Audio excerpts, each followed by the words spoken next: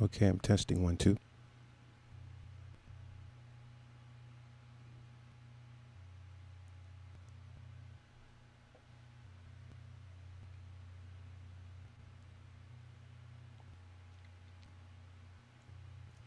Okay, I'm testing 1, 2.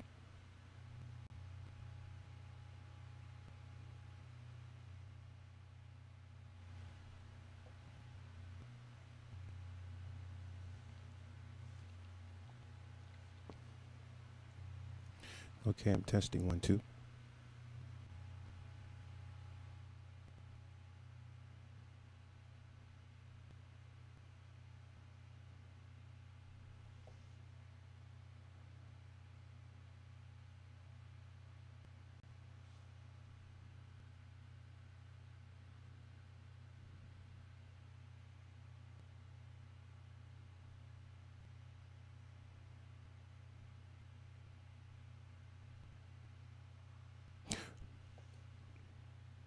Okay, I think we're gonna go. I think. Yes, we're gonna go.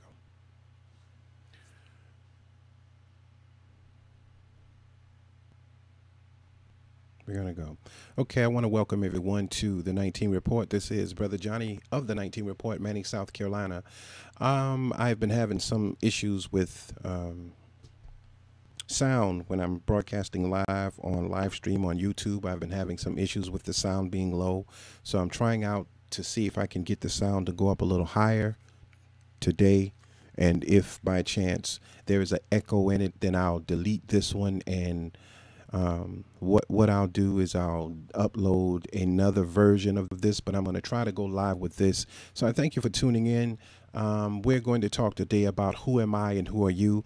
I've been noticing a very, very large volume of people now, and it's our right to do so, live on Facebook and offering different courses and classes on subjects of black history and black knowledge and black this and black that. And all of these things in terms of history are very good. But the question we must ask when before we start to invest in these courses, before we start to invest time, most importantly, before we start to invest our time into these courses and then begin to invest money into these courses, the question we need to ask is, what is the long-term benefit of the knowledge that is being offered? Unfortunately, anything and everything that is for sale is always marketed to black people, is directed towards our emotional attachment to things, our desire for gossip, our desire for really frivolous knowledge that we can sit under the tree and talk about who won the game or who is in secret societies or who is doing what to whom. None of this stuff benefits us as a people as we fall apart, nor does it benefit any other race of people. We're just a very vicarious people that love to live through other people's experiences as opposed to tackling the challenge of our own issues and what is affecting us at this point in time from a realistic point of view. We have to begin to look at things from a realistic point of view and say to ourselves, what can I do right now where I am to benefit myself and to benefit my people? And not only my people. When I say my people, I am talking about every single race of people that have a desire to be in a connection with the universal God of knowledge and truth. So what can we do to educate black people in particular first, and then to educate every other race into our struggle? Because there's no other race of people that have been brought to a country in slavery and have gone through as much as we have gone through and suffered through the PTSD, the post-traumatic slavery disorder, and every other illness that we possess. And then on top of that, we are disenfranchised and we are really owners of nothing. And those of us who finally get a piece of something disassociate ourselves from the whole. So these are not commentaries of race, but these are commentaries of an internal struggle that must be recognized and must be acknowledged and must be taken on as a challenge to us to better ourselves and to better our children for a better tomorrow. So the subject for today is, who am I and who are you? According to God's words, how we connect, disconnect, and reconnect to God and reconnect with God. Now, anyone that knows my commentaries, you know, I always get on my soapbox and I talk a little bit about subjects and then I go into the subject matter. So this won't take long. I thank you for tuning in, and I thank those who will tune in. And I hope that you will begin to share this website, the 19 Report, the YouTube site. Share it with your friends if you find the knowledge is beneficial, and share this information, because the numbers that we receive in terms of viewers and subscribers makes a significant difference in what we are able to do. And I will be honest with you. There is very little growth that comes about without the financial backing that you need to grow. That's why I'm asking, what are you benefiting from the people that have millions of viewers, hundreds of thousands of viewers, that these people come on every day and they talk about generalized knowledge. They talk about Jay-Z. They talk about Beyonce. They talk about the president. They talk about things that don't benefit us in any way, or more insulting, they talk about money and how to get money when we don't have any money and we don't have the means in which to invest the little we do have with the knowledge of how to make an honest return on what we put in. So it is all hopeful knowledge that in the long run we die only with the knowledge but not the know-how. So let's go into the subject. Now, power tends to corrupt absolute. Power tends to corrupt, and absolute power corrupts absolutely. This is an observation that a person's sense of morality lessens as his or her power increases. Now, we've seen this throughout music. We've seen this throughout religion. We've seen this throughout life. How people start one way and their charismatic nature attract us to their whatever it is that they're doing. But as they move higher and higher up into the hierarchy of things, you begin to see that their attitudes change, their views change, and what their mission was in the beginning that attracted us change. But we are so hoping that one day they will get back on that path. We never leave them. We stay with them, and they take us so far away from the knowledge of what we need to grow. So we have to begin to ask ourselves, who am I? Who are you? And what is our connection to God and the God of the universe? And how do we benefit the universal change that must come in order for us to grow, to reconnect with family, to reconnect with our children? Because we are now a disconnected race, a disconnected country, a disconnected people, because we are all going after selfish gain. And the main goal is money. The main goal is to have more than the next person. The main goal is to be in a secret society. The main goal is to be higher than you so you can admire me. So the main goal is that we turn pick our camera up to take a picture of a beautiful sky, only to realize that we have it on selfie mode, because we're very selfish people. So the goal today is to acknowledge that selfishness, challenge that selfishness, and begin to realize that there is something more about us than just ourselves, and to find ourselves and acknowledge ourselves. Now, power tends to corrupt. Absolute power corrupts absolutely. This is an observation that a person's sense of morality lessens as he or her power increases. Now, this statement was made by Lord Acton, a British historian of the late 19th and early 20th century. Now, Lord Acton also said something very profound, and I put this in quotes: "Everything secret degenerates, even the admiration of justice. Nothing is safe that does not show how it can bear discussion and publicity."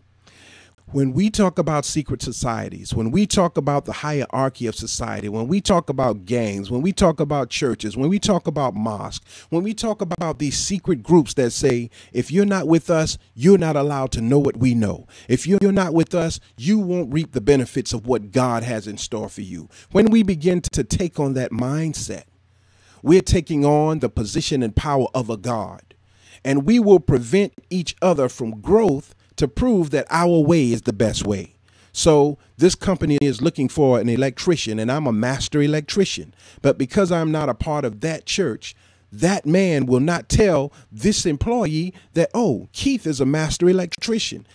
He can do what you're asking. We will withhold that because that is considered a blessing that we have power and control over. Everything secret degenerates, even the admiration of justice. Nothing is safe that does not show how it can bear discussion and publicity. Have you ever heard of Avon and how the hierarchy of the Avon corporation get all of these underlings to sell their products? And you have to go to their meetings in order to sell their products, but they don't tell you that everybody in your neighborhood is selling Avon. These people have taken the knowledge of sales, and they have benefited off of the knowledge of sales to the point where they can no longer benefit any more from it. So what they do is pass it on to you and give you hope and give you all of these false beliefs and ideas that you're going to be as successful as they are. And you fight the rest of your life trying to climb that ladder of success, and you never reach it because they have degenerated the knowledge of how to sell, what to sell. And now that it is no longer lucrative, they pass it on to you and me and pass on the hope that somehow we'll be as successful as them, but we never will be. Now, people given the unquestionable power to write history will more than certainly rewrite it in their favor. And anyone desiring to be a part of this new present and future written by this corrupt writer becomes a contributor of the lie conducted by the writer.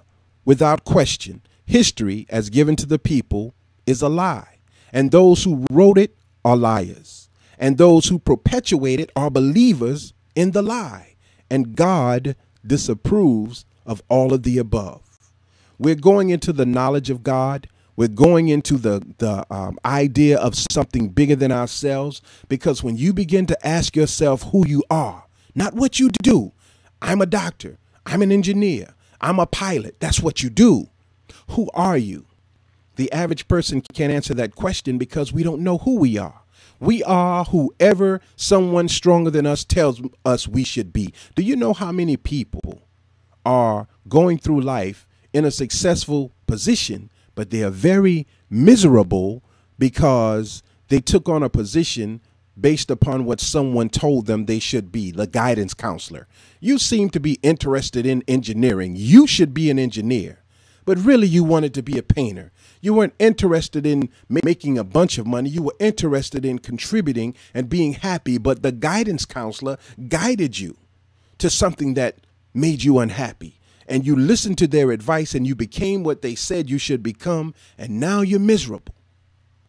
So God disapproves of all of the above, the liars and the believers in the lie, from the preacher to the pusher to the pimp to the politician to the thought to the singer, the rapper, the dancer, the dealer, the robber, the rich, the wealthy, the poor. Anyone that takes joy in untruth is a helper of Satan's world. And anyone that can't see outside of the realm of this world will perpetuate Satan's ideology and look good doing it. This is Satan's world, and he advertises his world as the place to make it.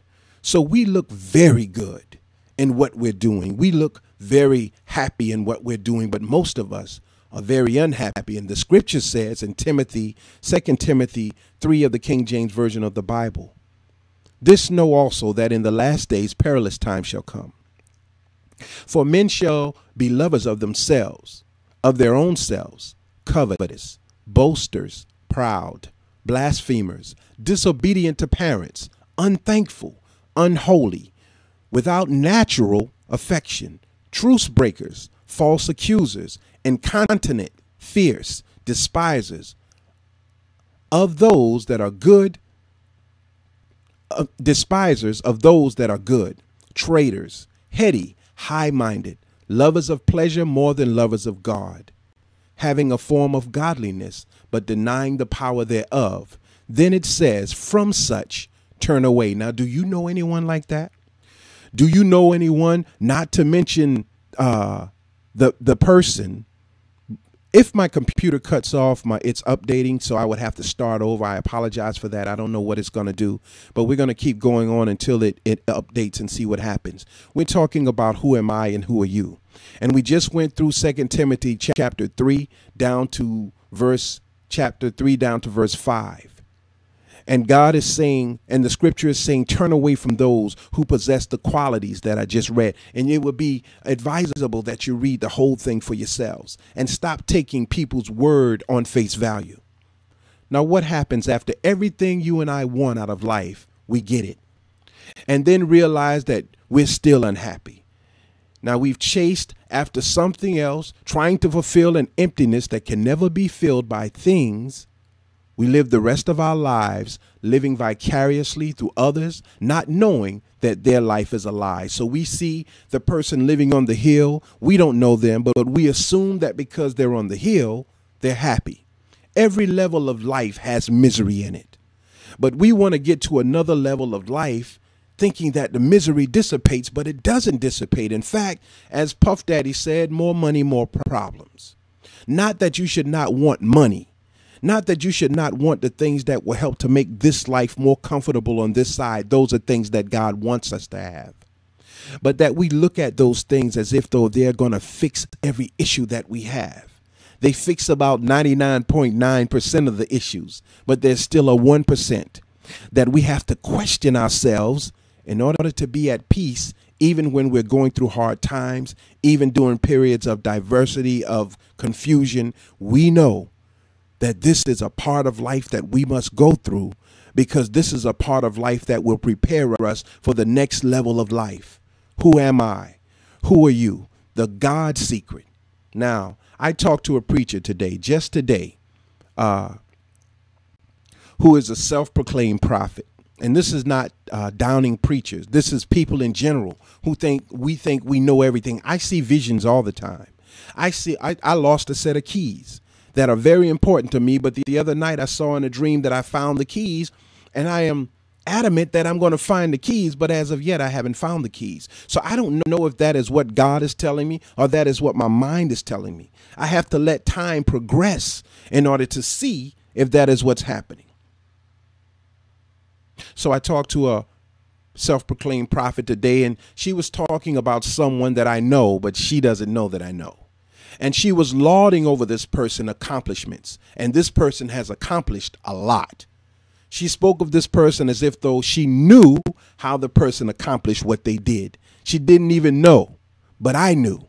I knew how they got what they got. And the way this person achieved what appears to be success is by exercising every single warning of what not to do in the book of Timothy, the second book of Timothy, chapter 3. Now, I thought to myself, this prophetess is going to blindly lead people in the direction of the other person that she admires out of admiration for that person. And she doesn't have the adequate knowledge of how this person got what they got. Now, I realize that we're living in a time of entertaining our own thoughts and believing that God is speaking to us. I understand that. We're living in that period. What's going to happen now that truth is here? Truth is easily available, and we aren't able to handle the truth that is put right before us. What is going to happen? What would have happened today if I had told this person, look, the person you're talking about is a thief, a liar, a robber. I know some people that they robbed. I know some people that they stole their identity. They wrote bad checks. They stole credit cards in order to get what they have. I know that. But I couldn't tell them that, so I didn't tell them. Because truth is a very difficult thing to handle. Who am I? Who are you? The God secret. Now let's go to 2 Thessalonians 8 through 12. We're almost finished, and I hope it comes out clear enough, the sound, because I turned the volume up, but I don't know if it'll have an echo in it or what. And again, I want to pose the question of the people that we admire. That's okay. And all of these things that they offer for us to buy, are these things benefiting us immediately, or are these things just frivolous knowledge that we can sit down and discuss with each other, but cannot build off of and build something for ourselves? Will this information motivate us to get up and clean our home? Will this information give us the pride that is necessary to go out, not only to cut the grass, but weed eat the grass and landscape the lawn and wash the house and wash the cars and be grateful for the things we have? Or will it take us out into space and start talking about, I'm a king, I'm a god, and you won't clean up your own home? We have to think about these things before we begin to give our hard-earned time, hard-earned money to all of these different lights, camera, action type people that are on the internet. Some are very beneficial, but others we have to question. 2 Thessalonians 8-12, and then shall that wicked be revealed. This is what's going to happen to those who think they know. How are they going to deal with knowing that they don't know what they think they know? And then shall that wicked one be revealed, whom the Lord shall consume with the spirit of his mouth. Means truth will come, and truth will knock out falsehood. And the Lord shall consume with the spirit of his mouth, and shall destroy with the brightness of his coming. Even him whose coming is after the working of Satan, with all power and signs of lying wonders, and with all deceivableness of unrighteousness in them that perish, because they receive not the love of the truth. They receive what? They do not love truth. They love gossip. They love history that can't really be proven. They love frivolity. They love things that make it look as if though everything is all right. But truth, they love not, that they might be saved. The only way to be saved is to be a lover of truth. And this is what I realized about most religion and people who say they are saved, because they are constantly repeating that same lie about the color of Jesus. There were white prophets and black prophets, Chinese, Indian. It has to be, because God is a just God, and he sends to us the person in our image and our likeness to save us from ourselves. So he would not send to a dying people someone other than themselves to save them. God is a just God and a balanced God. So when I see people in religion begin to only gravitate towards one thing because they think they understand it, I'm telling you, these people are very dangerous, and you will never get to the knowledge of yourself in your head, who you are, who they are, and the secret knowledge of God that is in the head, that is in the heart, and believe it or not, it is in the sexual region, because the sexual region is God. Because God produce and reproduce, and the only way we can produce and reproduce is through the sexual region. And what we produce and reproduce is determined by our heart and determined by the thoughts that we carry when we're in the act of reproduction. 2 Thessalonians 8-12. We're in 11 now. And for this cause, listen what happens to those who will not listen to truth. For this cause, God shall send them strong delusions, that they should believe a lie, that they all might be damned who believe not the truth, but had pleasure in unrighteousness. So there are many of us who really strongly believe that everything we say is true, but it is a lie. But we believe it because we've been made to believe it by God. And when I say this, people get upset with me. God would not trick you. It is not a trick. God is allowing us to move on the actions and the thoughts that we carry because we leaned onto our own understanding. Now, who am I? Who are you? We must answer this question immediately if we wish to come out of this realm of deceit, that this powerful satanic stronghold that have people believing that what they think and what they say is true simply because they said it and it sounds good.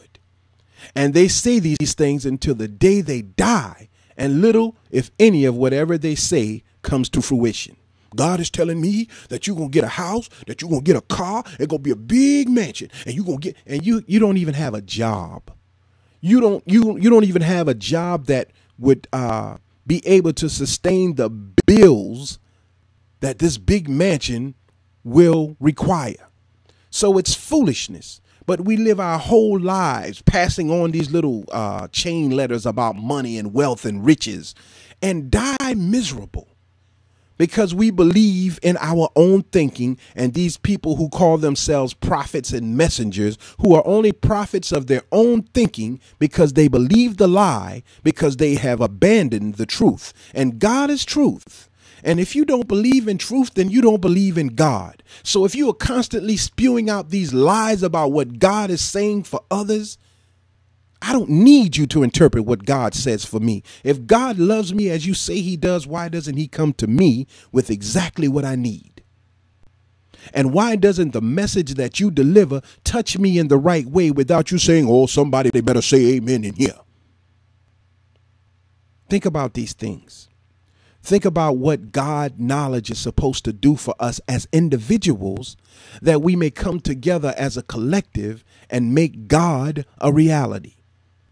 Now, we are so gullible and easily entertained that any little thing that does happen, usually something material, we attribute that happening to what the person said. In this day and time, I am happy to inform you and I, in this day and time, prophets are no longer necessary. You don't need anyone to predict your future for you. The future is determined by our actions and our reactions. Prophecy is common sense. I'm going to say that again. Prophecy is common sense in the reading of a person's actions and telling them what the reaction will be to their actions based upon knowing what they're doing and what the timeline will predict, what the timeline will do based upon what they're doing. You keep putting your hand near that stove and you're going to burn yourself. I burned myself. Why you say that? It's common sense. That's heat. And you're putting your hand too close to it. You keep coming to work late and you're going to lose your job. I lost my job because Keith said I was going to lose my job. He put rude on me. That's common sense. Any job that you are a part of requires that you check in at a certain time and you check out at a certain time, that your behavior is a certain way, that your work ethics is a certain way. And if that is not kept, you're no longer needed. So prophecy is no longer necessary. It's common sense. A gift from God that we willingly turn over to Satan. And the Satan that we submit common sense to is our own thinking. I'm going to say that again. God gives us the gift of common sense. And we say to God, thanks, but no thanks. I'd rather listen to what this man tells me that you said to him about me than to listen to you telling me through example what I'm supposed to do, what I'm supposed to be, who I am, who he is, and what we are in relations to each other and in relations to our relationship to you. We don't want that. We love the vicarious living from other people. So we can make T.D. Jakes or Jay-Z or Tyler Perry or any of the people that you admire in your neighborhood, your church, we can make them anything we want in our minds because we don't live their life. Just like the example that I gave you of this prophetess who was telling me about this person who was so great. You can make anything up in your mind that you want, but that doesn't mean that it's true. It's a belief. Now, I can believe that a helicopter is going to land in my front yard in a few hours and pick me up and take me to New York. And I can sit here and believe it and meditate on it. But it's not going to happen because I didn't set up a situation where I didn't call an Uber helicopter. I didn't call anyone. There's no plan for that helicopter to land. So that is a false prophecy. And most of the people we admire are false prophets, big ones and small ones. And our mind is a false prophet because our mind is what we're battling today, and our minds are lying to us. Now, Proverbs 3 and 5, 6 of the New International Version of the Bible, same thing in the King James Version, says, trust in the Lord with all of your heart and lean not on your own understanding. In all your ways submit to him, and he will make your path straight. Now, who is this Lord that we're supposed to trust in?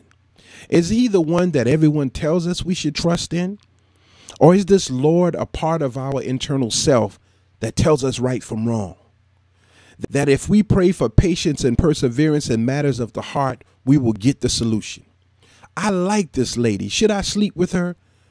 I wait a day. I wait 2 days. She comes back. She comes back in a nightgown. I sleep with her.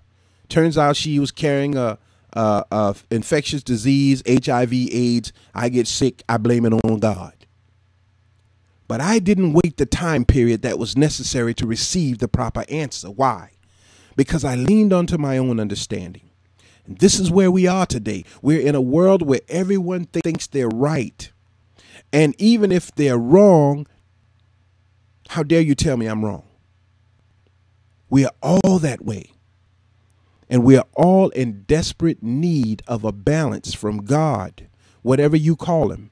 There is a universal calm that comes over the mind and the body when we are in harmony with universal law. You can break some and still be successful. You can overpass some, still be successful, but eventually the reaction will catch up with the action. I sincerely pray that this is making sense. Sometimes, like I said, if it's not entertaining and you're not talking about somebody ruling the world and all of that, people don't want to listen. But this is what we need to listen to. This is what we need to ponder on. And yes, the Bible, as I said in my last commentary, has been corrupted. But in the book is enough knowledge from God to take us to the next level if we understand the book. In the book is so much contradictions from everyone who chose to put their idea and thoughts in the book for their own personal gain, that if we try to interpret it on our own or take someone else's interpretation of the book, we'll fail in our attempts to be close to God. Now, black people, I'm going to talk briefly and then we're going to move on about our sojourn from the East.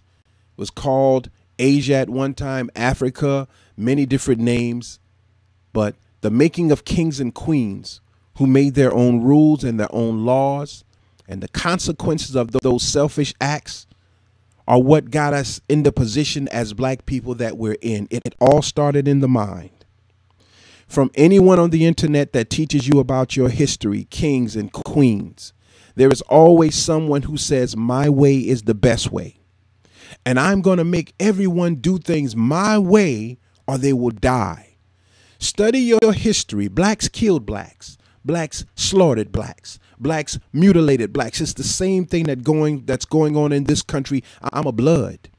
And if you ain't repping blood, you die. I'm a Crip. And if you ain't repping Crip, Rolling 60s, Blackstone Rangers, Four Corner Hustlers. If you're not repping what I am, then you're not worthy of life. I'm a Alpha, Sigma, Delta.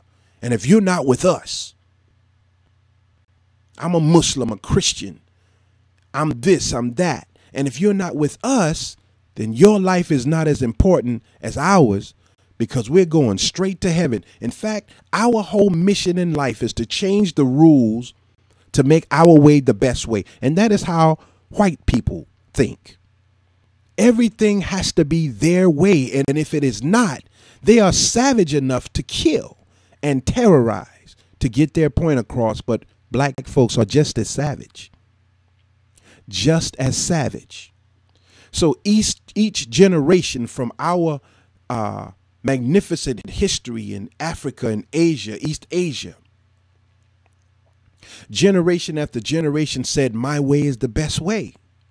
And generation after generation destroyed the connection, the universal connection of all people to God. And it became easy to help another race of people sell us into slavery. And it became easy for the slave master to do what he did to us, and easy for us to accept what he did and forgive him for it. Because we are so lost inside mentally that we don't know who we are. We don't know who they are. We don't know our self-worth. So our biggest desire is to become a part of their world. And when we become a part of their world, we say, look at me. I'm better than you. I've made millions. I'm a doctor. I'm a lawyer. I've sold many drugs and I'm good at it. Look at me. I'm a rapper now. I've made it. The minute we get something of this world, it changes us. Not into something we weren't, but something we've been all the time. Because giving a person something taps into who they really are. Because a person being drunk or high are out of their mind taps into who they really are. A person under pressure taps into who they really are. So what is the knowledge that we are receiving? Does it allow us to understand who we are, what we are, and the benefits of who we are? So from Africa to here, we've been digressing, going downhill to this point. And if you go back to Africa, there's hell there too. Starvation, hunger, selfishness. Whites doing it, blacks are doing it. All over the world. I've been on cruises. You get to the port, you see all of these beautiful things, but then they have a rope separating you from the reality of what has been destroyed. And the rope says, don't cross over this line, cross it at your own risk. And the people on the other side of the line, knowing that this is supposed to be their land, they're angry with you and I when we come. That they have to step and fetch it, buck dance in order to make $1 to feed their family in their land. But you and I get there and we take it, look at me, I'm in Puerto Rico, I'm in Jamaica. And these people could care less about you and I because their quality of life has been degenerated because of that selfish mindset. And that is how we are degenerated inside of our own minds. So we can talk God all we want. Fred Price's son just stepped down from the ministry because of issues. Because you can talk God all you want.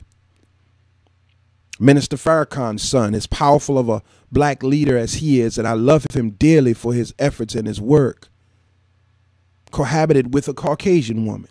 That was in here. And it's in all of us. Most of us have done it. So it's nothing you condemn about, but it's something that we must recognize and realize that something is going on in the head and in the heart and in the sexual region that leads us into detriment, that makes us to lie about things. We're getting to a point. We're talking about who am I and who are you? And we should be concerned about that. Now, it took such an atrocity as slavery to wake us up to the knowledge of something higher than ourselves. And slavery is not over yet because we've forgotten about that past that we've gone through in this country. So now it's all about the dollar. And that dollar is going to get us in a whole lot of trouble because we're selling the one thing that God gave us for that dollar. We're forgetting the truth and going towards the lie and believing the lie, so much so that God sends powerful delusions so that we will believe the lie and be damned and condemned to this world that appears to be heaven, but in reality it is hell. Now, when all of the worldly things that we desire fail, and they will, we will have to submit to something bigger than ourselves. Now, I'm not talking about some man. I'm talking about an energy, an idea that can foster in a new world order and a new way of thinking that is in reality the old way. But it is new because we have not been introduced to it. See, our children don't know what real food tastes like. They're eating processed foods. So if they're ever introduced to real food, it's brand new. This butter is good. This watermelon is good. But these things today are genetically modified. They're not real. So we're in an illusionary world. The delusion, the lie that we wanted, God is making it manifest. And we're so blinded by our desires that we don't see it. Now, what I'm talking about is a personal journey that no one can travel with you or with me. Not husband, not wife, not children. This is why in the book of Job, God took Job's children, then God took Job's wife, and God took Job's possessions. This is why Jesus was a poor prophet of God. He had need of nothing because anywhere he went, he had it.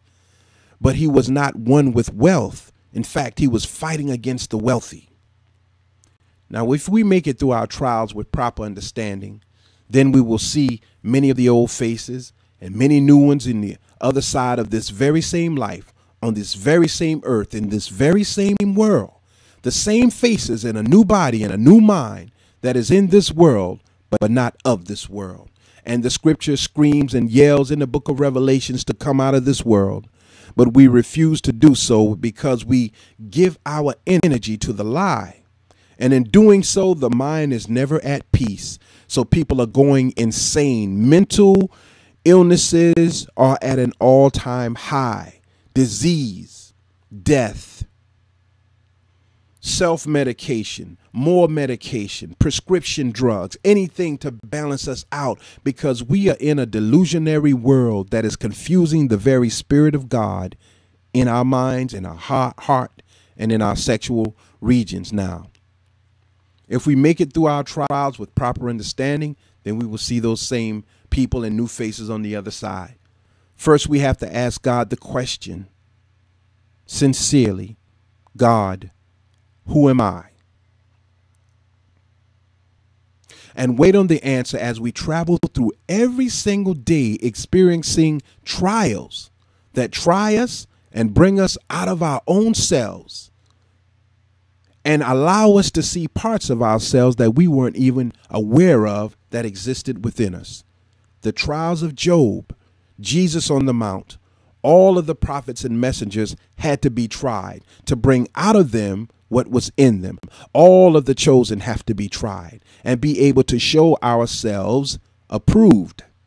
Unfortunately, many of us think that this journey is as easy as the preacher telling you and me that we're saved or being baptized or seeing visions or things that we misinterpret with our selfish thoughts. We can't do that on our own. No matter how great or successful, corruption has to be a part of our everyday life because we are willing participants in the actions of this world. It don't matter where you are, what you're doing, how successful you are day in and day out. Is being proven that people are corrupt, that we lie, we change the rules of the game to benefit us, to benefit our children, and then we stand before the people and have a whole congregation of liars to back our lie. And this didn't just start. Preacher been screwing congregation forever, and the congregation wanting to keep the preacher are afraid, superstitiously afraid of the minister, won't say a word about it as the congregation falls apart because of the lie introduced into what is supposed to be of God. Now let's go into Exodus 3:11 through 15. Check this out. But Moses said to God, "Who am I that I should go to Pharaoh and bring the Israelites out of Egypt? Who are you? Who am I that we should go inside of ourselves and find the God part of ourselves and bring it out of this world?" This is what it's saying, because the Bible is a book that teaches you about your internal self. That is the secret. That is the God secret. The Bible is not talking about the external. The Bible is talking about the battle inside of self that will show you what's outside of you once you understand the internal. But Moses said to God, "Who am I that I should go to Pharaoh and bring the Israelites out of Egypt?" You have no clue how many people are inside of you. One minute you're angry, next minute you're happy, next minute you're depressed, next minute you're a hoe, you're an alcoholic, you're godly, you're beneficent, you're a rapper, you're a dancer, you're a churchgoer, you're all of these people and then some, right inside of you and right inside of me. And God said, "I will be with you, and this will be the sign to you that it is I who have sent you. When you have brought the people out of Egypt, you will worship God on this mount." Moses said to God, "Suppose I go to Israel and say to them, 'The God of your father has sent me to you,' and they ask me, 'What is his name?' Then what shall I tell them?" Moses says to God. And God says to Moses, "I am who I am." This is what you are to say to the Israelites. "I am has sent me to you." God also said to Moses, "Say to the Israelites, the Lord, the God of your fathers, the God of Abraham, the God of Isaac, and the God of Jacob, the God of all of them, has sent me to you. This is my name forever, the name you shall call me from generation to generation." Now I want to go into a little understanding of what that I am is, and then we're going to close, and I'm going to go through it very fast. Now, I am is a spiritual identity, the real or Christ mind of each individual. The I am being, God is I am. and man. His offspring is also I am.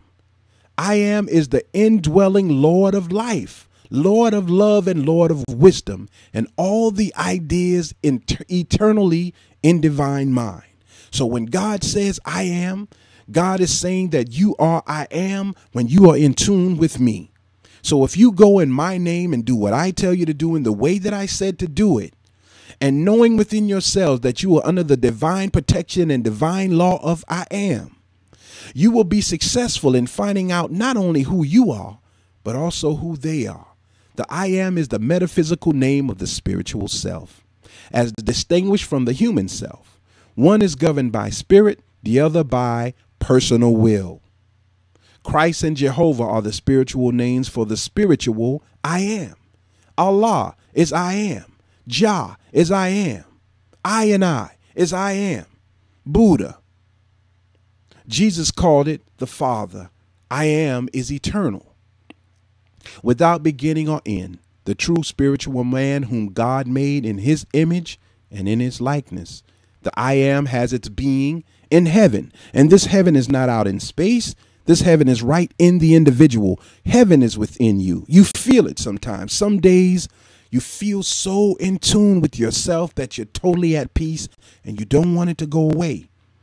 That is the heaven promised by God to you and I. Race, religion has nothing to do with it. The I am has its being in heaven. Its home is in the realm of God's ideals. It is the center around which all thoughts of man revolve. The narrow concept of the personal I am should be led out in the consciousness of the great and only I am. Man's identify himself with that to which he attaches his I am.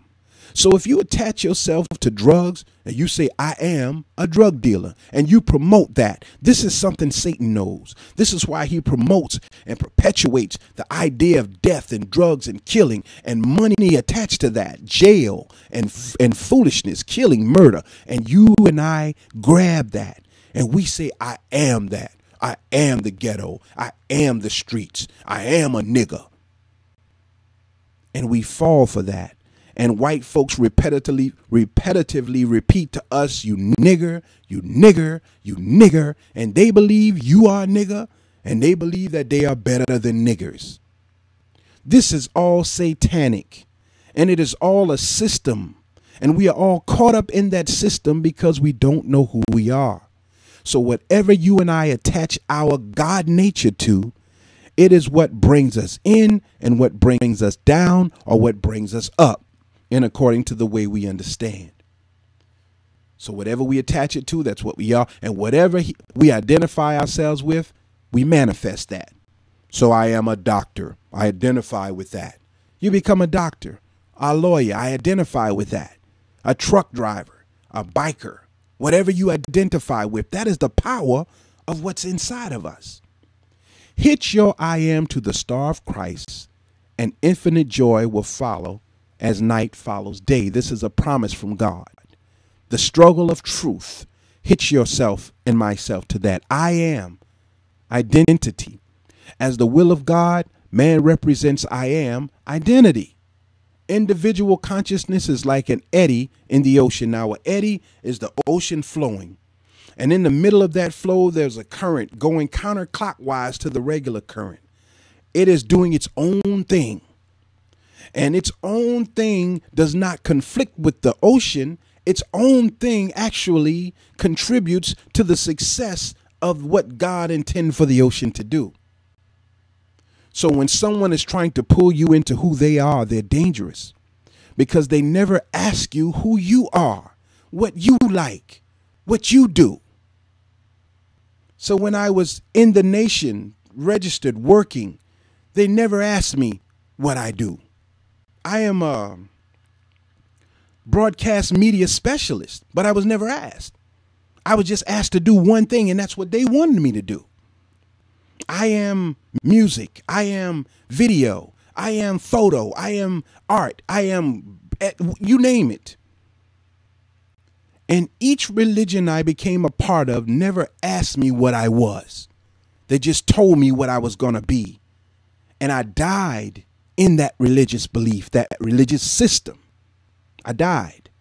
It was, I got to go to this meeting. Oh, I got to go over here. I got to go over there.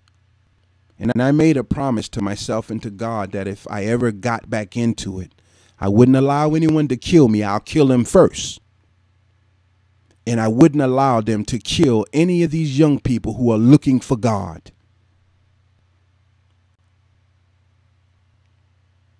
Identify who you are. Individual consciousness is like an eddy in the ocean. All of the elements that are found in the ocean are also found in the eddy. And every eddy may in due course receive and give forth all that is in the ocean.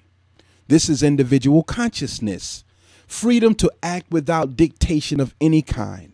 Selfhood, without consciousness of cause. The power to make or break without limitations. Let them be what they are once they know what they are.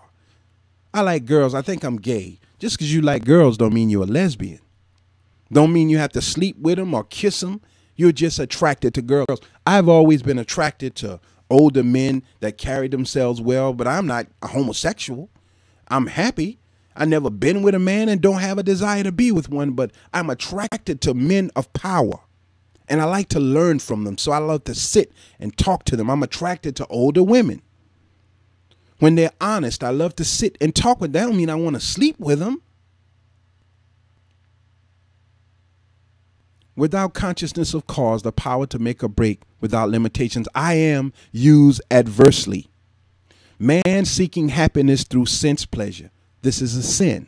And this is what we were talking about. And this is what God is allowing us to do.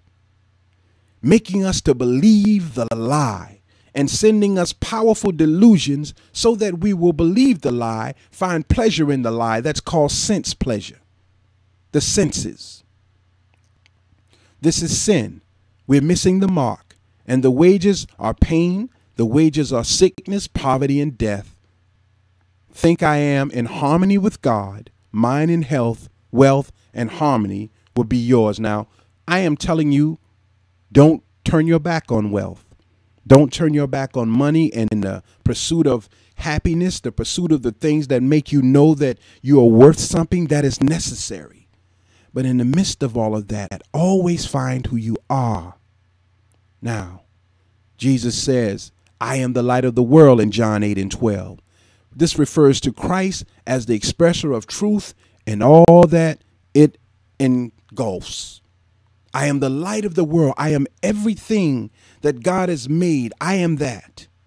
My bones are the stones of the earth. My blood is the water of the earth. My flesh is the vegetation of the earth.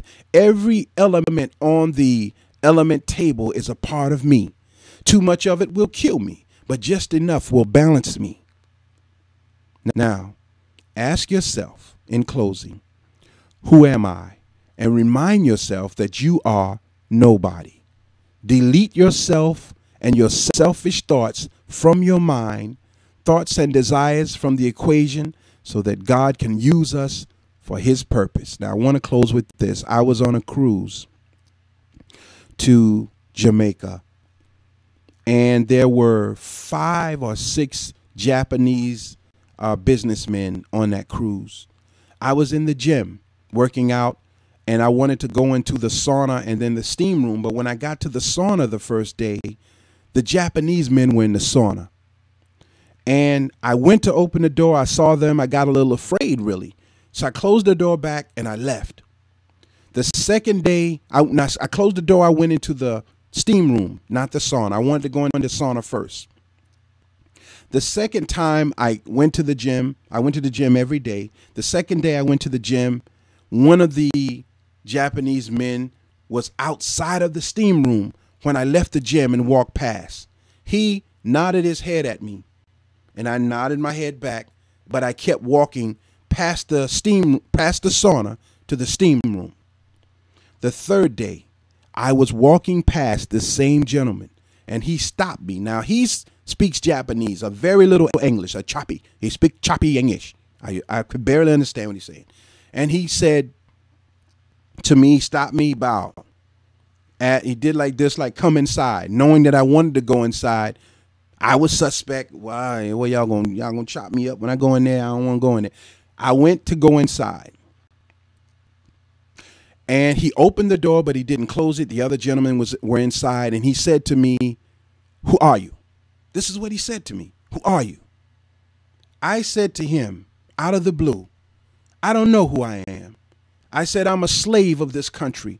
My father was a slave. My great-grandfather was a slave. They all were slaves. I don't even have my own last name. I don't even speak my own tongue. I don't know who I am."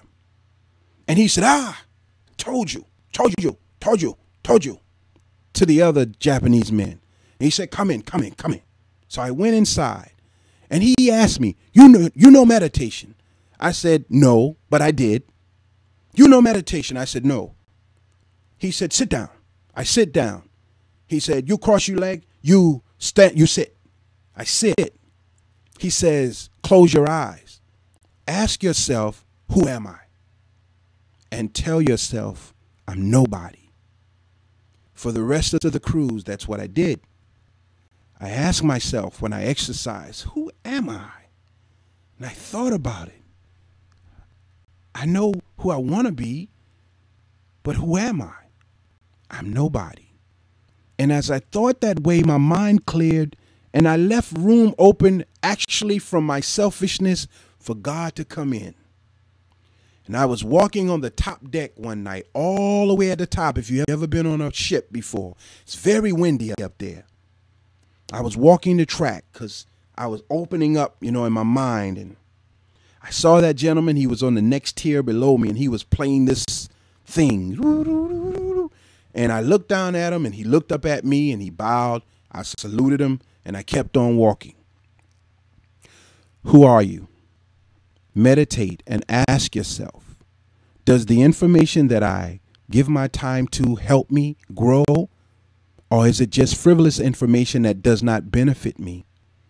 Am I seeing myself who I really am? Am I around people who will tell me, Keith, you really, boy, you one way. You got to be right about everything. This is how you find out who you are.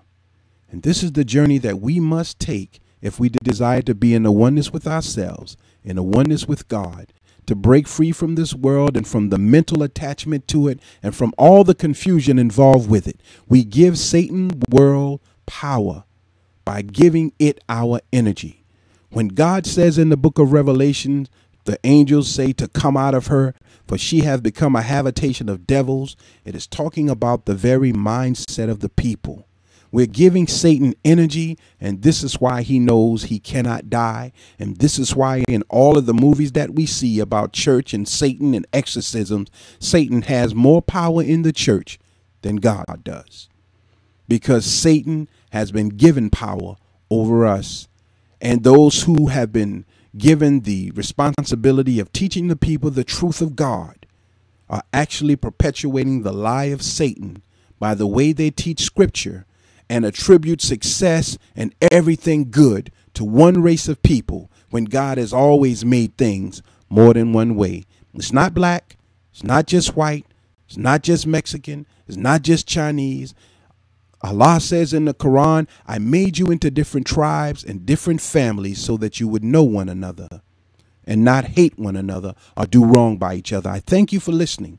Begin to tap into your own thinking and begin to ask yourself, are these people who talk all of this knowledge benefiting me? Is it benefiting me, my family, and the way we desire to live? And if it doesn't, even if it's what I'm saying, if it's not beneficial, cut it loose. It is a waste of time. But if what I'm saying to you is beneficial to your internal self, then promote it, perpetuate it, push it out to the world and allow them to see it. Black, white, red, brown, and yellow. It's time now. Thank you for tuning in. This is Brother Johnny Jamil Salib Zamir, the 19 Report, and you've been listening to Who Am I? Who Are You? The God Secret. Thank you for tuning in, and please share this information. Join up with us on Facebook at the 19 Network, and join up with us on YouTube at the 19 Report, and visit our personal website. All you have to do is type in the 19 Report in your Google search, and all kinds of picture of me will show up. And if the information is beneficial, and if you have something to share that is beneficial, not no metaphysical stuff that cannot be utilized today, right now. We need right now. then let's get together and share the information and do things that are beneficial for us and others. Thank you for tuning in.